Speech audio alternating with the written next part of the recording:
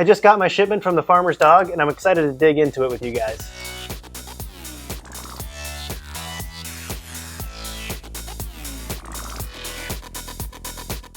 In this The Farmer's Dog review, I'm going to share my first-hand experience with how this dog food stacks up in terms of quality from the dog's perspective, and also how convenient the service is as a whole from an owner's perspective. I'll also talk about how the price of the Farmer's Dog compares to the other fresh dog food brands. Dog owners want to do the best for their pups, and they say you are what you eat, so there's no reason to be skimping on the food. Eating human food is one of my favorite pastimes, so I'm not going to go easy on the Farmer's Dog if the taste isn't up to snuff. If you're looking for a fresh dog food with vibrant chunks of whole vegetables and meat, paired with fast shipping and subscriptions that are easy as can be to manage, then you don't want to miss the Farmer's Dog.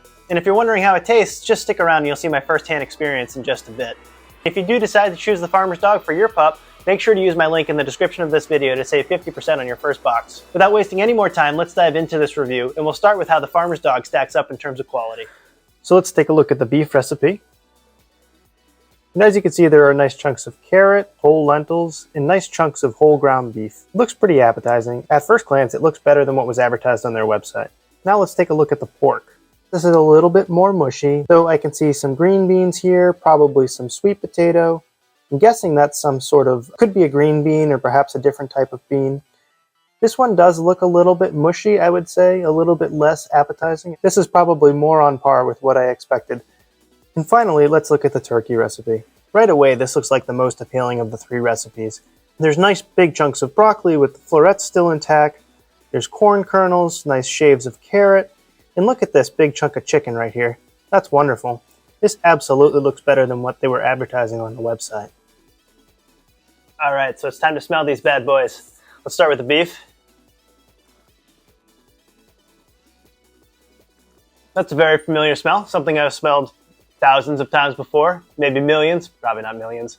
But yeah, it smells like ground beef. Have you ever just cooked ground beef on its own, maybe as preparation for a chili or something like that? This is pretty much exactly what you've smelled in the past. It smells like regular old human grub. Next up, let's try the pork. Once again, a very familiar smell. It smells pretty much just like pork. I don't smell anything else in there. No sort of complementary aromas. Once again, it definitely smells like real human food. All right, last but not least, let's give the turkey a sniff. Yeah, definitely smells like turkey, Thanksgiving leftovers. Maybe this one's a little bit more complex than that. Could be because of the broccoli has a bit of a strong smell. Nothing I can really pick out, but it smells like perhaps there's a little bit more going on than just the smell of pure cooked turkey. But once again, it doesn't remind me of dog food at all. Definitely reminds me of actual human food. All right, and now for my favorite part. Let's see how these guys taste. We'll start with the beef. Frankly, I'm not shy to take a nice big spoonful because these smell pretty good.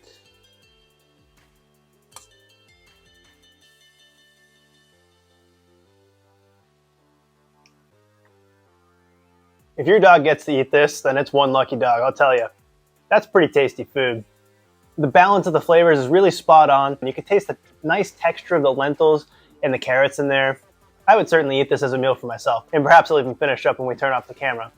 I will note there was a little bit of gristle in there, but it is ground beef, and that's not even strange like if you were to get that in, a burger or something like that. And it wasn't like a huge chunk or anything, but, a notable texture. Not off-putting, even, coming from a human's perspective. Next, I'm actually going to try the turkey. We'll save the pork for last. I'm getting that huge chunk of broccoli in there.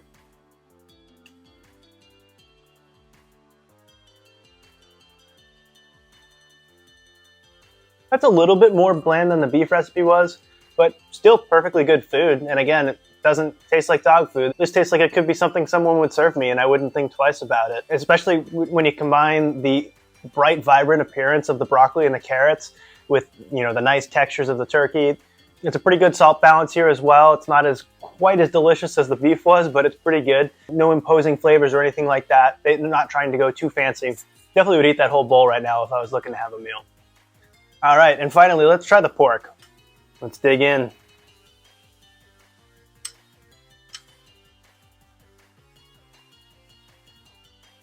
Yeah, and once again, that tastes like really good food. Has some nice texture from the beans in there. It's a fairly bland flavor. I would say it's somewhere between the beef and the turkey, but very good. Tastes like pork, tastes fresh.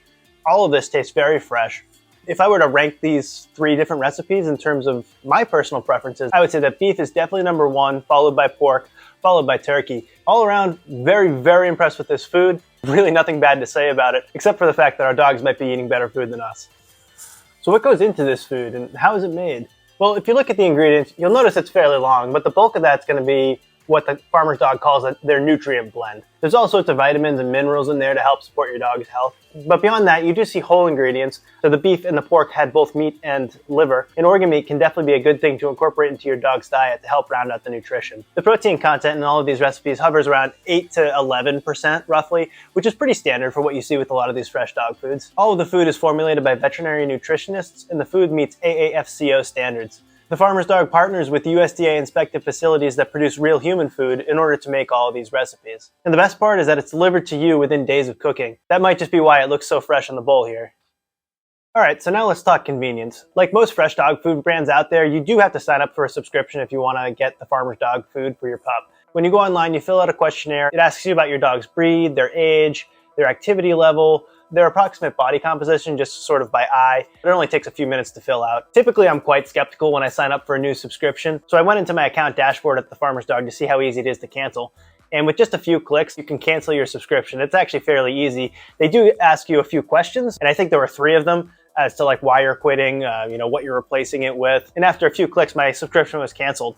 You could also pause it if you just want to hold off on your next delivery for a little bit. And if you do want to start back up your subscription, all you have to do is click reactivate and you're good to go again. And then in terms of shipping, the Farmer's Dog was fast. I placed my order on a Sunday and the following Wednesday it was there. So I guess that's like 2 whole business days. It was on my porch 3 business days later. Of course, shipping times from all of these fresh dog food services are going to vary a little bit. But for comparison, I placed an order with Ollie on a Saturday, and that came the following Thursday. So 1 business day longer, 2 days longer. And I placed an order with Nom Nom on Friday, and that arrived on a Saturday. So that's 5 business days or 7 days total. And lastly, with the Pup Above, I placed an order on a Saturday, and it came not the next Thursday, but the Thursday after that. So the Farmer's Dog was definitely the fastest shipping in my experience. Of course, that may vary a little bit depending on your location. The shipments arrived in an insulated shipping box packed on dry ice. Even though there was no dry ice at the top, it was down at the bottom. The food remained quite cold and solidly frozen all of the packs all the way through. Inside the shipping box, they provided me with a food container to hold the open packages. Unfortunately, mine was damaged in shipment, but honestly, it's not really much different than anything I would have here at my house. They also provided a reusable insulated bag to put the food in, which is a nice touch. You can zip it closed and put the food in the freezer so that it doesn't get mixed up with everything else in there. They also included a feeding schedule with some tips on how to transition your dog from their previous food over to the Farmer's Dog. And as for the packaging, the amount of food in each patty might vary a little bit depending on your dog's caloric requirements, but for me it was about 1 pound in each bag. They say the best way to thaw it is to do it in the fridge, and they say it takes typically about 12 hours, probably due to how thin the patty is here. They also say that in a pinch you can thaw it in a few minutes by running it underwater. In terms of serving, I got the half pack here, so it might be a little different if you get the full servings. But for me, they say basically once it's thawed, just pinch here in the middle, and then you can cut along that crease that you make, and half of it will be for your dog today, and the other half you can put in your fridge to pour out for your dog tomorrow. So now it's time to talk numbers. How's the Farmer's Dog going to affect my bank account? A lot of these fresh dog food companies like to price out their plans in terms of dollars per week or dollars per day, which is not really an apples to apples comparison, because if you look a little bit deeper, you see that they're not necessarily giving you the same amount of food from provider to provider, and it can actually vary quite a bit. So I dug a little bit deeper and did the math to calculate how much each of these dog foods cost on a dollars per pound basis. And since the moisture contents of all these foods are fairly similar, I think that's a fair way to look at it. I also have to try to look at similar plans across the different brands, because whenever you buy a smaller quantity, you're always going to pay a higher rate. So with all my disclaimers aside, the Farmer's Dog comes in at about $7 per pound according to my math, which is definitely less than a Pup Above, which comes in at about $13 per pound. Ollie comes in at just about $6 per pound, where Pet Plate and Nom Nom come in at about $4 a pound. So while the Farmer's Dog is not quite an outlier like a Pup Above, it is on the higher side of the spectrum when you look at the more popular fresh dog food brands out there. It's definitely not unheard of, though, in the scope of fresh dog food. And if the quality of the food that I tasted today carries any weight, it's definitely worth it. All in all, when you look at how delicious this food was, how beautiful the vegetables and chunks of meat were in the recipes, and how ridiculously easy it is to manage your subscription, I really don't think you can go wrong with the Farmer's Dog. So if you're feeling like the Farmer's Dog might be the right choice for you and your pup, make sure to use my link in the description of this video to save 50% on your first box. You won't be disappointed. Trust me, I just tasted that dog food, and I'm not disappointed. If you're still on the fence, make sure to stay tuned to this channel for more fresh dog food reviews. I'm on a mission to try them all.